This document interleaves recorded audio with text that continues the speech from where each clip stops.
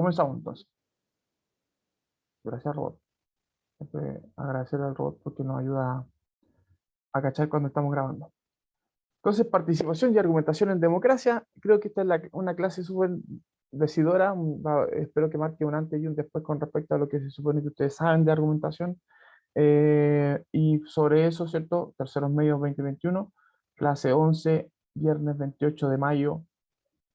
De eso vamos a hablar. Estamos ya en lo que se puede denominar unidad 2. Ha pasado cierto el tiempo. Recuerden que los selectivos, los diferenciados no tienen priorización, así que estamos pasando básicamente lo que corresponde completamente a lo que está presupuestado en el plan, en el programa, ¿cierto? Entonces, frente a eso, decirles que la idea es que esto también, obviamente yo tengo que acotarlo para la clase, porque en 45 minutos no se hace una clase de una hora y media. Y recuerden que las clases de diferenciados, si tuviéramos de manera presencial sin pandemia, son 3 horas a la semana. O sea, 2 horas, un bloque de 2 horas y un bloque de una horita, ¿cierto?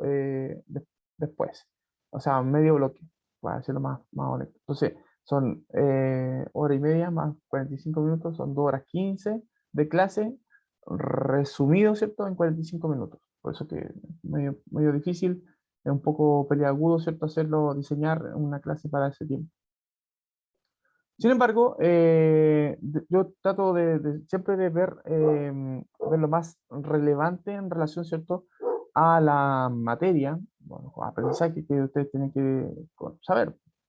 Y sobre eso, lo que vamos a hacer hoy día es trabajar en la comprensión del modelo de Stephen Tolmin, ¿cierto? A propósito de una propuesta de modelo que él hace sobre cómo argumentar, que es muy parecido, de hecho, el modelo que nosotros conocemos se parece mucho, ¿cierto?, a lo que él propuso en el 58. Sin embargo, entiéndase que esa puede ser una adaptación a este modelo de Tolmin. Así que vamos a ver si es la raíz o no de lo que nosotros sabemos de argumentación. El propósito de esto es que podamos aplicar este modelo luego, ¿cierto?, en cursos mediante modelaje con el fin de profundizar su capacidad y analizar y evaluar argumentos. Eso es lo que quiero lograr con ustedes aquí, ¿ya? Tiene que ver esencialmente con el objetivo 6, que es evaluar críticamente argumentaciones surgidas en distintos ámbitos de la sociedad, enfocándose en los alcances de la comunidad, su pertinencia con respecto al tema, analizando el propósito, la legitimidad de las evidencias, habíamos hablado, ¿cierto?, de las falacias sobre eso, y también en relación, ¿cierto?, a lo lógico que se puede, que se puede considerar como moneda de cambio. También tiene mucho que ver con lo que vimos la última clase, ¿cierto?, la del 14, sobre las falacias argumentativas. Ok, y de hecho, haciéndose ese recuento, ¿cierto? Ese flashback de la clase del día 14, nosotros estábamos viendo, yo había lanzado la actividad, ¿cierto?, de las falacias eh, argumentativas y le habíamos puesto, o le había puesto yo, ¿cierto?, el nombre de falacias everywhere, ¿cierto? Porque en todas partes hay falacias, todos cometen falacias, yo cometo falacias, tú cometes falacias, él comete falacias, la Matilda comete falacias. Todos cometen falacias. Entonces, hay que revisar que esas falacias que se cometen sean por, por no saber que se está cometiendo una falacia o derechamente si hay una intencionalidad en relación, ¿cierto?, al propósito argumentativo. De repente, decir cosas como falaces también generan cierto, una reflexión o un propósito, hay un propósito, ¿cierto? Una maquinación, de repente hay gente que es malula y que argumenta mal, ¿cierto? Cometiendo falacia, para engañar, por ejemplo, o para desinformar, o para desorientar, como lo que podría haber sucedido con el caso, ¿cierto?, de la Yuyus Navas, a propósito de lo que ella decía sobre el origen del coronavirus, la intencionalidad, ¿cierto?, del gobierno chino sobre esta enfermedad eh, que se había lanzado, ¿cierto?, con un propósito como bélico, de conquista del mundo y bla, bla, bla. Entonces, qué sé yo. Entonces yo frente a eso, que fue bien bullado, ¿cierto?, desde el punto de vista político, a propósito de la elección de constituyentes.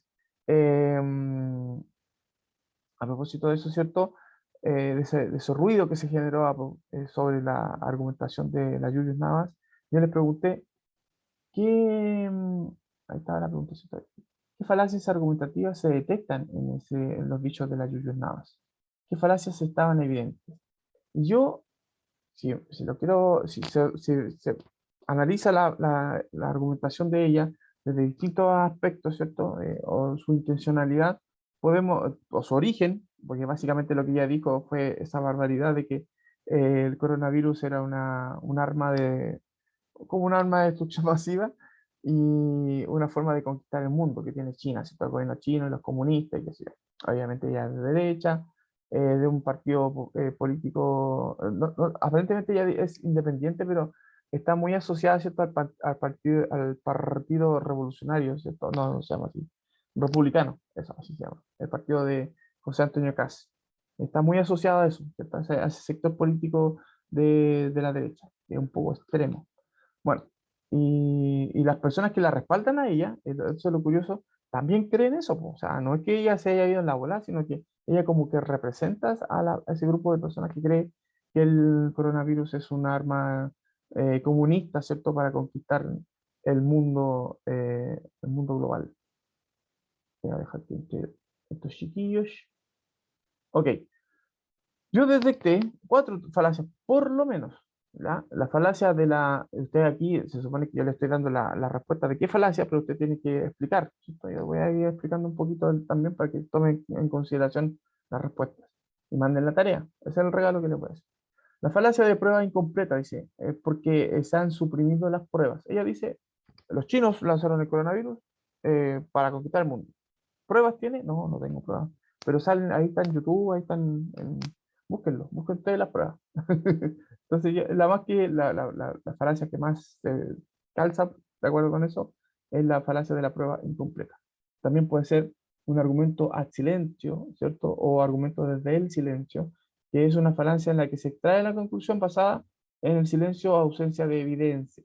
¿Ya? O sea, ella está haciendo una argumentación sin tener, ¿cierto? O guardándose la evidencia, a lo mejor tiene la evidencia, no la quiere decir, para no desatar, o para dejar que la gente también haga su pega, qué sé yo, no sé, no conozco las intencionalidades totales de ella. Dice también que puede ser, dice el profe, ¿cierto? Que puede ser la equivalencia falsa, ¿cierto? Y aquí es un poco más complejo el análisis que dice, porque ella puede presentar esta situación, esta argumentación, que, entonces, ¿cierto? Hay una situación descrita, que es la del lanzamiento de la enfermedad como una arma y qué sé yo, donde podría estar, porque estamos hablando de un gobierno chino, estamos hablando, ¿cierto?, de un gobierno, ¿cierto?, que quiere ser la primera potencia mundial, entonces como hay una proposición ahí de conquistar el mundo, a lo mejor ella pensó, si están en esa carrera, nada, no debería detenerlos nada, y no deberían tener escrúpulos. Entonces ahí hizo una equivalencia, a propósito, ¿cierto?, del- de imponer, ¿cierto?, el Estado chino su forma de pensamiento, su economía, no sé. Entonces, como, ok, es como lo que se espera de ellos, equivalencia falsa. O sea, el coronavirus como una forma, digamos, de alcanzar esa máxima, ¿cierto?, de potencia mundial. Y esta también que es un poco rebuscada, pero también me hace ruido porque puede ser, a propósito de lo que les decía, si es que Julius Nye es lo suficientemente inteligente de hacer este juego, ¿cierto? De, del post hoc ergo propter hoc, ¿cierto? Que es el tipo de falacia que afirma o asume que si un acontecimiento sucede después de otro, el segundo es consecuencia del primero. O sea, como China está en eso de ser potencia mundial, de alcanzar, ¿cierto?, la máxima, ¿cierto?, de dominio mundial, ¿cierto?, de la economía. Entonces, la vacuna, como estaba siendo vendida y distribuida a todo el mundo, como soluciona el problema que ellos mismos originaron, supuestamente. Entonces, es consecuencia pues, de la forma de dominio y de conquista, ¿cierto? Que tienen estos gobernantes chinos. No sé, puede ser. Yo me quedo más con las primeras dos, ¿cierto? Que son como las más evidentes. Ahora son un poco más complicadas de lo que a lo mejor ella quiso pensar a propósito de lo que están intentando o tienen entre manos, ¿cierto? Los chinos, el gobierno chino. Bueno, ahí obviamente todo esto está desacreditado, pues no quiere decir que sea así, totalmente desacreditado. De lo que vamos a hablar hoy día es sobre el modelo argumentativo de Stephen Toulmin, ¿cierto? Que básicamente es esto, es como o responde a una idea gráfica, ¿cierto? De organización de la argumentación, en donde, aquí voy a mostrarle, ¿cierto? En donde nos parece complicado, sin embargo, aquí hay un A, U, A, A.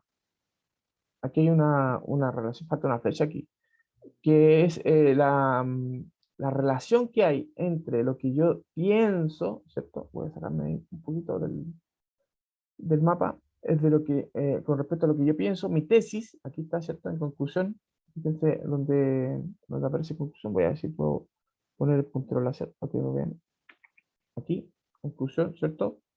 Que está relacionada con una especie de raíces, que podrían ser lo que le dan sustento, y entre esos, la más importante, la más directa, ¿cierto? Es los datos o la evidencia. O sea, si yo voy a decir algo, lo que hace YouTube, ¿cierto? Dice algo, piensa algo, cree algo, tiene una certeza, entre comillas, esa certeza tiene que estar basada en evidencia. Tiene que haber ciertos datos como base, ¿cierto? Que respalden esa idea, ¿cierto? O tesis. Claro, en el camino, los datos tienen que nutrirse de garantía, esa garantía tiene que tener un respaldo, tiene que existir una posibilidad de que esto sea también una visión personal, particular y incluso la posibilidad de que haya una excepción, ¿cierto? A lo que uno está tratando de imponer como idea. Fíjense en eso. Fíjense en los detalles del esquema. Dice, eh, si alguien, bueno, piensen como un doctor, ¿cierto? El doctor les dice, deben tomar penicilina. ¿Por qué? Ustedes dicen, ¿por qué? Porque tienes una infección. De acuerdo con lo que uno puede presentar como caso, ¿cierto? Tiene una infección. La garantía con respecto a eso es que la penicilina cura infecciones. Ahí está la relación, ¿se dan cuenta? La penicilina cura infecciones. Entonces, esa es la garantía. Ahora, ¿cómo sabe que la penicilina cura infecciones? Porque se han hecho pruebas de laboratorio, porque hay experiencia médica que lo acredita, ¿cierto? Y casos, ¿cierto? De otros pacientes que han sido sanados, ¿cierto? De infecciones usando penicilina. Ahora, si tienes una infección, a lo mejor esa infección no sea producto de una bacteria, sino de una alergia. Esa puede ser como una reputación o una excepción. Entonces, tengo que dar espacio dentro de mi argumentación. Lo que propone Tolmin siempre es que tiene que haber espacio para una contraargumentación posible. Tiene que haber espacio para que haya, ¿cierto?, una excepción a lo que yo esté planteando, dar la posibilidad. Y frente a eso, ¿cierto?, el calificador modal que nos va a permitir entender que este modelo es también sujeto a eso, a esa prueba, a esa posibilidad. Ahora sí. No parece tan complicado, lo vamos a ver en detalle para que lo entiendan, ¿cierto? Mejorcitamente. Voy a sacar esta cosa que me molesta. Ok. Stephen Tolmin nació en Londres, Inglaterra, el 25 de marzo de 1922. Sus padres, Geoffrey Tolmin y Doris Tolmin, ¿cierto? Por el nombre de la esposa siempre adquiere el apellido del esposo, ¿cierto? No que sean hermanos. Fue profesor de humanidades en la Fundación Avalon en Northwestern, ¿cierto? University. En 1942, Stephen Tolmin obtuvo su grado de bachiller en artes de la King's College. Se doctoró en filosofía en la Universidad de Cambridge en 1948, donde trabajó junto a Ludwig Wittgenstein, perdón, cuyas ideas influyeron decisivamente en sus primeros textos. Muy pronto fue contratado por el Minister of Aircraft Production como oficial científico. O sea, si bien es cierto su carrera partió desde el mundo de las humanidades, se fue paso a paso, ¿cierto? Se fue acercando a la parte científica.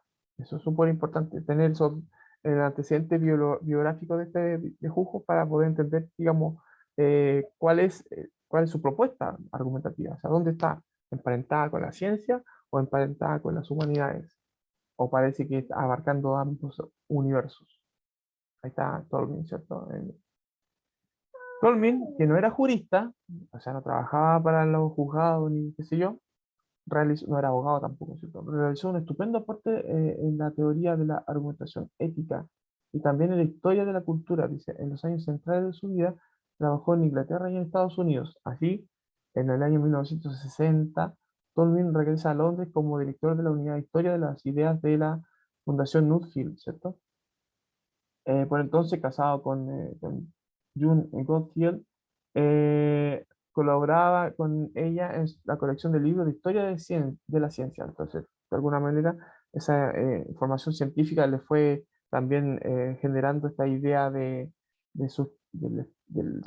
la proposición argumentativa, ¿cierto? A propósito de tu teoría. Por entonces, en 1965, Tolman retorna a Estados Unidos para ejercer su enseñanza en diversas universidades, como profesor conjunto, perdón, en Oxford, Melbourne, Australia, Leeds, Columbia, Dartmouth, Michigan, Stanford, Chicago y South California. Trabajó en estas universidades. Era una persona especialmente querida por sus estudiantes, con los que guardó a menudo amistad. O sea, guardando esa idea de la persona humanista. Tuvo una excelente colección de arte antiguo y moderno, fue cantante de música clásica y tocó la flauta siempre en pos del equilibrio. A lo que estoy aludiendo, ¿cierto? Una persona que busca desde lo holístico, ¿cierto? Una respuesta a un problema que es universal, el problema de cómo argumentar. Para allá vamos, ¿cierto? Y ahí su fallecimiento, ¿cierto? En el hospital de la Universidad de Southern California, el 4 de diciembre del 2009, ¿cierto? A propósito de quien lo acompañó en su fallecimiento. Esto obviamente está en su biografía. Eso es lo más importante de la biografía que nos tiene que ver con la clase de vida. Realiza un estupendo aporte a la teoría de la argumentación ética. Buscar una forma de argumentación que trascienda, ¿cierto?, el quehacer humano, más allá de, ¿cierto?, de si ese quehacer humano es científico o es netamente judicial o cotidiano, porque la argumentación se da más en el orden, ¿cierto?, de lo cotidiano. Entonces, ahí el meollo del asunto. El modelo argumentativo de Tolman, perdón que ahora tomo un poquito de café, su trabajo más ampliamente citado es The Uses of Argument del año 58, en donde él establece un modelo de argumentación que consta de 6 partes a través de las cuales pueden ser analizados los argumentos retóricos. Este modelo fue ampliado y sirvió de base a la obra que publicara, ¿cierto?, con Rilke y Janik, ¿cierto?, que son los apellidos de sus compañeros de tesis, podríamos decir, en 1979, denominada An Introduction of Reasoning, ¿cierto?, o una introducción al razonamiento. También analiza en coautoría con Johnson el fenómeno de la argumentación casuística en el libro titulado, ¿cierto?, The Abuses of Casuistry, ¿cierto?, del 88. En Tolman, el nombre que tiene el mismo autor, del 58, y Tolman, Enrique Janik, ¿cierto?, que ya hemos visto, del 79, quienes conciben a la retórica epistémicamente como una forma de conocimiento que genera conocimiento, acuerdos y cambios conceptuales. Señalan que la creación de nuevos paradigmas no surge de revoluciones que ignoran las antiguas creencias y concepciones. O sea, el paradigma, dice, involucra la lectura crítica de la realidad en un ambiente de competición en el que la verdad no se concibe como algo inmutable, sino contingente y creada tanto en un contexto retórico argumentativo como en uno histórico cultural. O sea, que para argumentar dicho de otro modo más fácil, ¿cierto? Que el paradigma de la argumentación está centrado o debe estar centrado siempre en la mutabilidad de los recursos con los que yo argumento. Y una argumentación, hoy en día, a propósito de la idea de cancelar cosas, ¿cierto? Yo no, debo entender que las propuestas argumentativas también van evolucionando, que las ideas de las personas, así como los contextos en donde esas ideas se van dando, evolucionan. Y frente a eso, tiene que haber un modelo argumentativo que resista esa mutabilidad, ¿cierto? Ese cambio, cambio no de paradigma, sino de contexto paradigmático, podríamos decir. Entonces, aquellos que ignoran el contexto en el que se hallan las ideas están destinados, obviamente, a malinterpretarlas. Y es lo que sucede, justo, miren lo que dice Tolkien, y que es lo que nosotros estamos viendo a propósito de la idea de la cancelación de programas, de personas, de personajes, qué sé yo, que puede ser entendido esto, o más que nada, mal entendido, ¿cierto? Porque no se recoge el contexto en el que se supone esas ideas fueron generadas. Súper importante lo que dice Tolkien porque es lo que nosotros estamos viendo in situ. En muy pocas y autosuficientes disciplinas teóricas, por ejemplo, las partes más puras de las matemáticas, y aquí la parte científica, que es súper importante reconocer en la formación de este viejujo, uno puede quizás desgajar conceptos y razonamientos que los medios históricos culturales en los que se introdujeron y usaron y consideraron sus méritos, sus defectos fuera de tales medios, y eso es lo que hay que tener también siempre en cuenta. Tolmin, ya en el año 92, distingue entre argumentos sustanciales y analíticos. Dice que los sustanciales, ¿cierto? En conclusión, eh, perdón, estos argumentos, dice, en conclusión, no trascienden el contenido de las premisas universales. En aquellos, ¿cierto? Se refiere a sustanciales, se infiere que a partir de los datos del contexto, se infiere a partir de los datos del contexto, pues son sustanciales. Y los analíticos, dice, se refiere al pensamiento formal, a lo lógico, usando, ¿cierto? La parte más matemática, podríamos decir, y lo que se usa más bien desde el punto de vista científico, basado en lo preexistente, como ideas preexistentes. Ahora, el práctico, sustancial, no se mide con base en ciertos criterios de corrección o validez, sino de relevancia o irrelevancia, fortaleza o debilidad. O sea, este es como más humano, podríamos decir. El otro como como dice el nombre, analítico, es como más robótico, esto más cuadrado. Y lo humano, si ustedes quieren verlo así, no es necesariamente cuadrado. La vida, ¿cierto? Nos ha demostrado que a veces hay cosas que son relevantes e irrelevantes, que se presentan, ¿cierto? Hay momentos de alza o de fortaleza, y hay momentos, ¿cierto? De baja o debilidad. La vida es así. Entonces, obedeciendo a eso, parece que el modelo o los argumentos sustanciales son mejores que los analíticos. Sin embargo, Tolkien dice, existen estos dos universos, por lo tanto hay que aunarlos o integrarlos. Eso es lo que vamos a revisar ahora. Ok, el modelo de Tolmin, para que vamos al grano. Tolmin, ¿cierto? Entonces produce este modelo en el 58 y lo perfecciona en el 84. Y está basado esto en ciertas reglas o pasos, ¿cierto? Que son importantes que se vayan dando a propósito de que sea cualquiera sea cierto el oficio que uno desempeñe y en el que uno tenga que argumentar. Si uno tiene que hacer un aviso publicitario, la publicidad tiene también algo de argumentación. Si uno va a hacer una carta de solicitud, la carta de solicitud tiene algo de argumentación. Si va a hacer un alegato judicial, mucho de argumentación, etcétera. Dependiendo del caso, dependiendo de la situación, estos pasos son para todos iguales, ¿cierto? Obviamente, lo que abre este modelo es que se posibilite la disertación y el debate, pues, o sea, que haya diálogo, que es el fundamento, ¿cierto?, de la argumentación, que no es una imposición, ¿cierto?, sino que es una idea que se pone en la mesa para ser debatida, para ser compartida, para ser analizada y, por supuesto, consensuada. Mediante este modelo, los docentes, la idea, ¿cierto?, de que nosotros los profes, lo que dice Tolmin, ¿cierto?, la idea es para que nosotros los profes hagamos esto, pero usted entienda la idea, los profesores, ¿cierto?, deben motivar a los estudiantes a encontrar evidencia que fundamenta la aserción. Así de simple. Si ustedes van a opinar, van a decir lo que quieren decir, sus ideas, ¿cierto? Esas ideas tienen que estar basadas en evidencia. Así de simple. Se aprende, perdón, porque la excelencia de una argumentación depende de un conjunto de razones que pueden ser precisadas y examinadas y que el lenguaje de la razón está presente en todo tipo de discurso. Tolmin cree que las argumentaciones cotidianas no siguen el modelo riguroso, ¿cierto?, del silogismo y crea uno adecuado, él, ¿cierto?, para analizar cualquier tipo de argumentación en el marco de los discursos sociales, la conversación, los periódicos, lo que sale en la prensa, ¿cierto? A propósito de los textos de opinión. En televisión también hay hartos de esos programas, ¿cierto?, de opinión.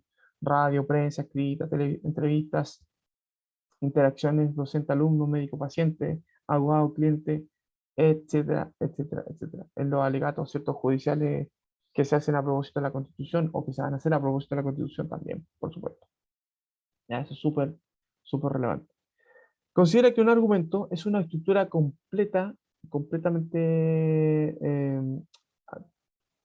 que incluye, digamos, que involucra datos en movimientos que parten de una evidencia o grounds, ¿cierto? Y que llega al establecimiento de una aserción, causa o tesis, ¿ya? No es al revés, o sea, podría ser como el modelo inductivo, a propósito de la forma argumentativa, cómo está construido, ¿cierto? Primero se presenta toda la evidencia o todos los datos, ¿cierto? Y luego se concluye. Esa es la idea, ¿cierto? Ahora yo puedo tener una aserción, luego la idea, y buscar esa evidencia para poder llegar a esa conclusión. Es como el camino inequívoco con respecto al que se supone que uno tiene que eh, concluir o opinar, finalmente. El movimiento de evidencia a la aserción, ¿cierto? O claim, es la mayor prueba de que la línea argumental se ha realizado con efectividad. O sea, si existe ese camino de que la evidencia me lleva a una conclusión, entonces quiere decir que la argumentación está bien. Así de simple. Una cosa lleva a la otra. Entonces no es lo que hizo la Yuyu, pues la Yuyu no hizo esto. Ella hizo la aserción nada más. Le faltó la evidencia. Entonces, obviamente su argumento no sirve. La garantía, entonces, permite que estas dos cosas, la evidencia y la aserción, se conecten. La garantía es eso. ¿Ya? Veamos. Entonces, tenemos los datos, esta parte de los datos, ¿cierto? Datos de evidencia, respaldo de los datos, ¿cierto? La evidencia se presenta como la parte donde nace, ¿cierto?, este arco iris de relación y debe llegar a la conclusión o aserción. En el camino, ¿cierto?, entendamos que la evidencia necesita de datos que lo respalden, necesita respaldarse, ¿cierto? La evidencia tiene que estar respaldada. La garantía, ¿cierto?, es esa relación que hay entre evidencia y conclusión, ¿cierto? La garantía tiene que ver también con los datos, cómo se respaldan los datos, ¿cierto?, de la evidencia.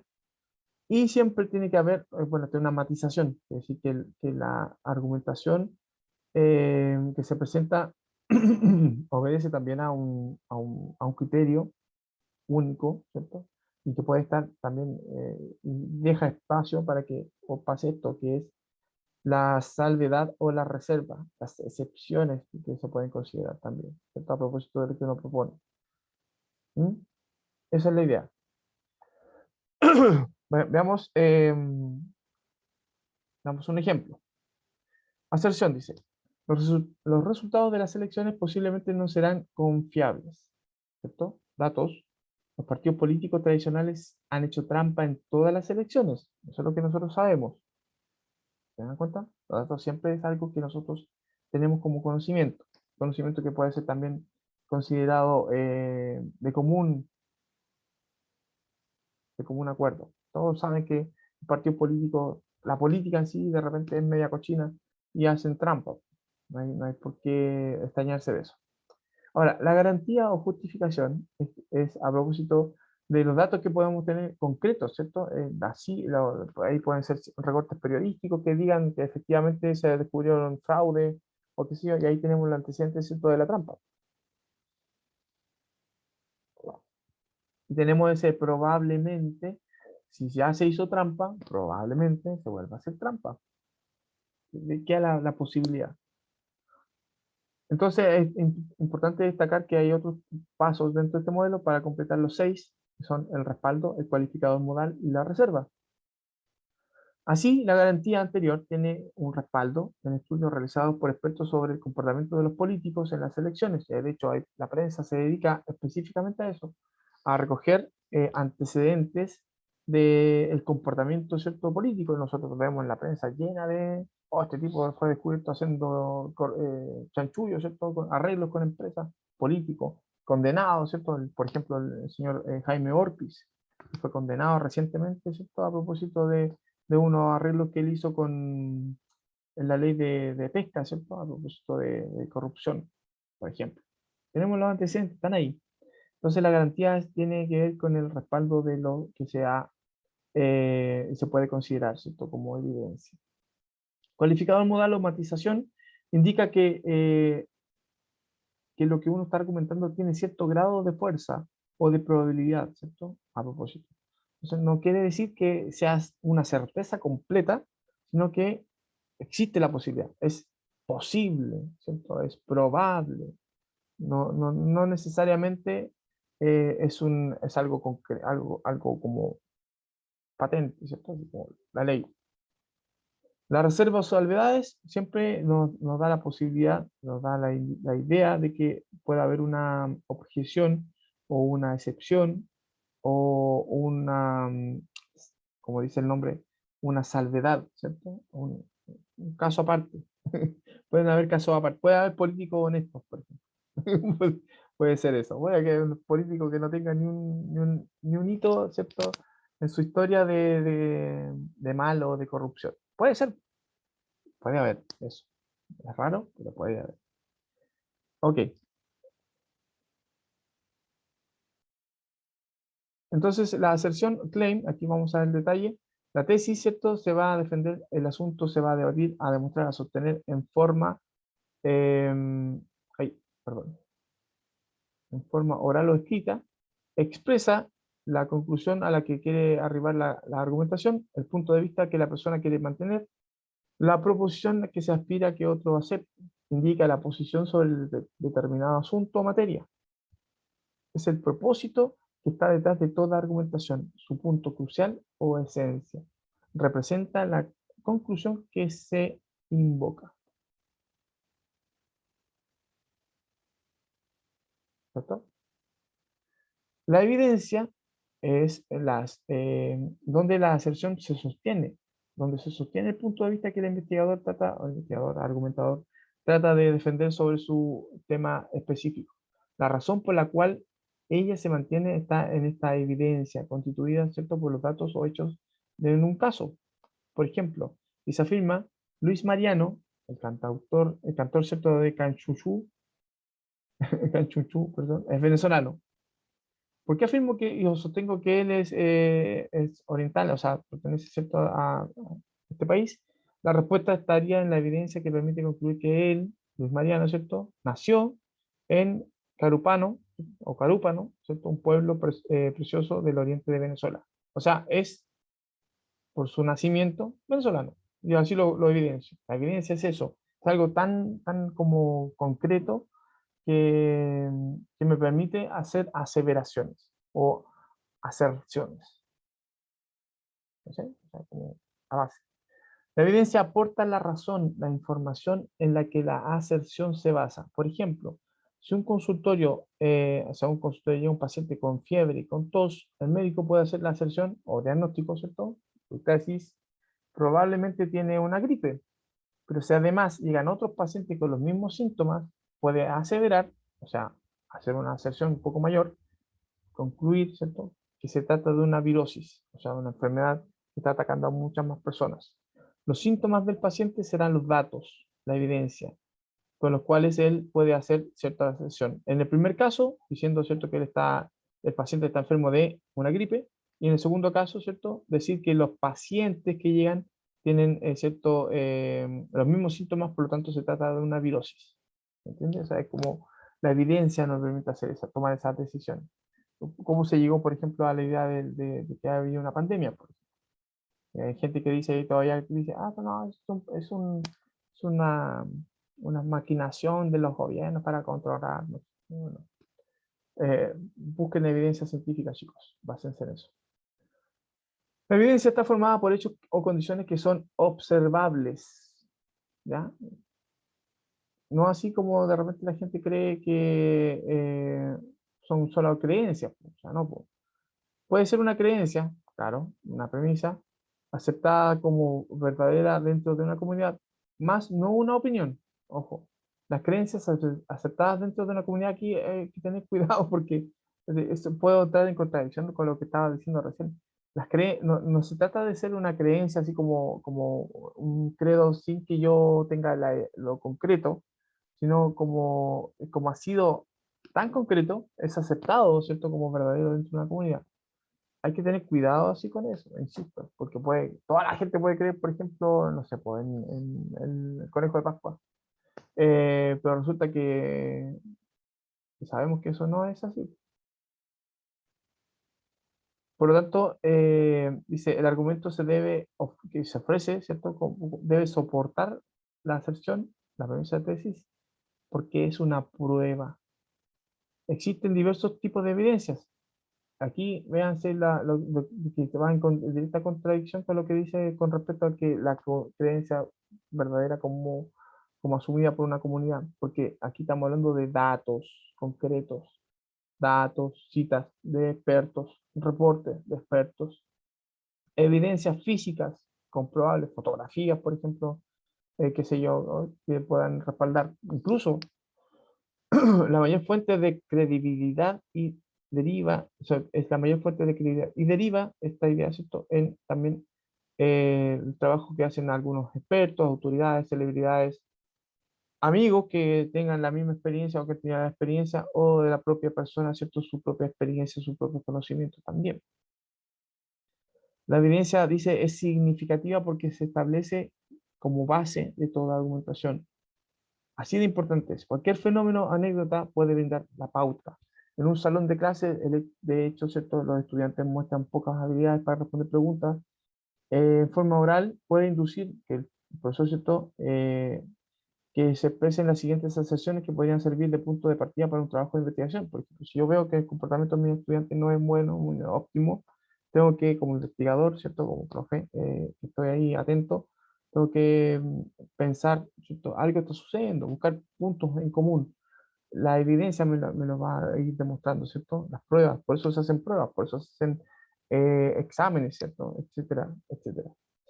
Lo, Llévese también al ámbito de la medicina. Por eso los médicos mandan a hacer exámenes. O sea, no, también porque de repente tienen dudas, pero principalmente para probar más que nada, ¿cierto? Para ratificar algo que se entiende como lo que ellos creen que está sucediendo.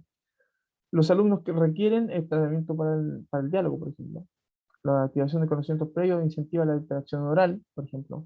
Esas son como ideas a las que puede llegar el profe. Por eso es importante que la evidencia, siempre sea considerada como base de la argumentación, para el ámbito que sea. Yo aquí estoy señalando el ámbito, ¿cierto?, del colegio, pero del ámbito de los profes, ¿cierto? Pero también, como les dije, puede ser llevado al ámbito de la medicina, al ámbito de la mecánica, al ámbito, ¿cierto?, de lo que ustedes quieran, o sea, de la política, etcétera. Y de lo cotidiano, por supuesto, también.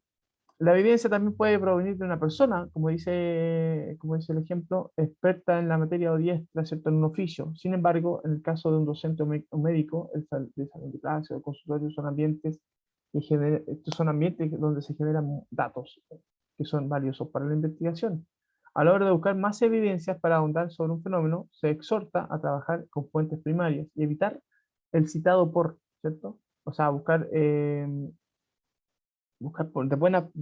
la fuente primaria se refiere a la evidencia concreta, la experimentación. Por eso que la ciencia siempre como que se sacude un poco de lo que podría ser, lo que se ha especulado, lo que se ha descubierto, porque la ciencia también y la naturaleza también evoluciona. Entonces ellos tienen que ir velando y viendo, ¿cierto? Que los fenómenos se entiendan, ¿cierto? También a propósito de esa evolución.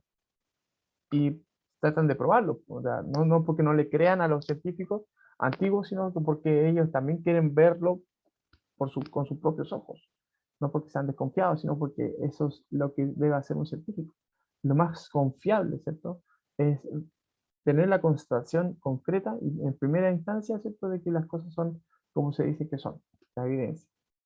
Los números y las estadísticas ofrecen datos que pueden convertirse en argumentos férreos, o sea, firmes. Sin una evidencia, cualquier aserción tesis, ¿cierto?, se invalida o se refuta con facilidad. De esa manera, si un maestro observa que en el sector donde trabaja hay mucha pobreza y ve, ¿cierto?, que niños abandonan el colegio, puede establecerse la siguiente aserción. La pobreza es una de las causas del incremento de deserción escolar, por ejemplo. Asimismo, si un docente recoge evidencia de que los niños que ven programas científicos por la televisión obtienen mejores notas, también puede decir, la televisión es un medio excelente para transmitir conocimientos científicos. O sea, la evidencia le permite al profesor en este ejemplo, ¿cierto? Es decidir o acertar o plantear una tesis en torno, ¿cierto?, a la observación del fenómeno de primera fuente, ni más ni menos. La anterior sección marca, ¿cierto?, el inicio de su investigación. Después tiene que probarlo y buscar las garantías y todo lo demás. Lo que no hizo la ayuda a propósito de lo que estábamos hablando sobre el caso de las falacias. Después está la garantía, que es la búsqueda, ¿cierto?, de esta verificación de los argumentos apropiadamente, ¿cierto? Después la garantía que en este caso, si el niño tiene fiebre, nosotros decimos que tiene una infección, buscamos que la relación entre fiebre y infección y decimos, ¿cierto?, que la fiebre es un indicio de infección. Se da así, ¿cierto? No hay que desconocer eso. El respaldo, el backing, ¿cierto?, es justamente una garantía que establece una relación causal entre cáncer de mama, por ejemplo, y la terapia de reemplazo hormonal que pueden ser las estadísticas, los datos, ¿cierto?, que nos permiten hacer esa aserción. El respaldo similar a la evidencia, en el sentido que expresa por medio de las estadísticas los testimonios o los ejemplos, una forma de sostén, ¿cierto? A propósito de esta idea. El respaldo aporta ejemplos, hechos, datos que pueden apoyar, ¿cierto?, y probar la validez de lo que se está defendiendo. El respaldo autoriza la garantía y brinda motivos para la validez de un hecho argumentativo. Asume la forma de la declaración categórica, ¿cierto?, de un hecho, ayuda a la audiencia que pueda ser comprendida de mejor forma, le da credibilidad, ¿cierto? Eso es lo que hace, el respaldo. Y luego viene el cualificador moral, que es esta inserción de probabilidad, ¿cierto?, que se hace a través de una forma verbal o o de una palabrita, ¿cierto?, como el quizás, seguramente, típicamente, usualmente, que da la posibilidad de que y surja, ¿cierto?, esto que es, eh, perdón, que es, ay, no sale el nombre, no sale el nombre, debería salir aquí, ¿cierto? A propósito, no salió. Esta idea, ¿cierto?, de que hay excepciones a las reglas, ¿cierto? Ahí, bueno, el filósofo dinosaurio que dice, si hay una regla que es excepcional, entonces debe haber también una regla sin excepciones, como excepción a la regla. Pregunta, es filosófica. Filósofo, ahí está la reserva, eso, está después. La reserva o refutación, que es la excepción que puede surgir y que siempre surge, ¿cierto? Porque la vida es así, no necesariamente todos de un solo color, pueden haber matices.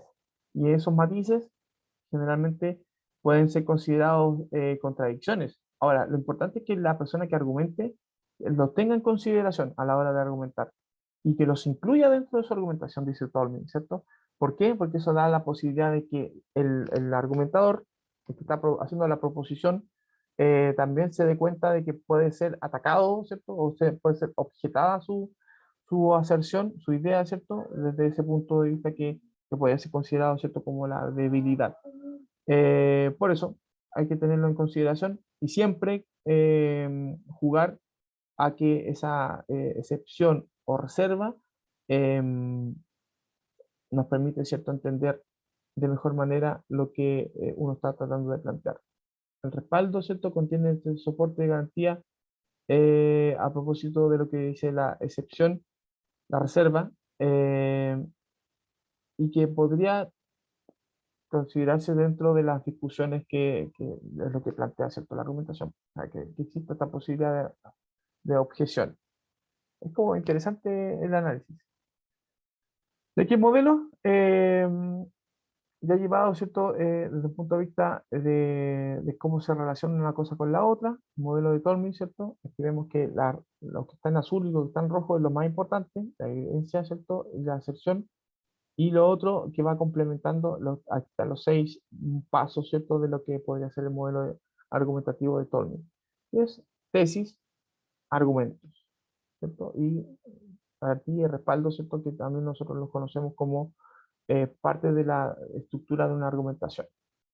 ¿Ya? Ahora, lo que hace Tolmin y lo que introduce Tolmin es esta posibilidad de que hayan excepciones, de que esto que uno está diciendo como aserción puede tener, ¿cierto?, una excepción, puede tener un pero, ¿cierto?, que no siempre se cumple.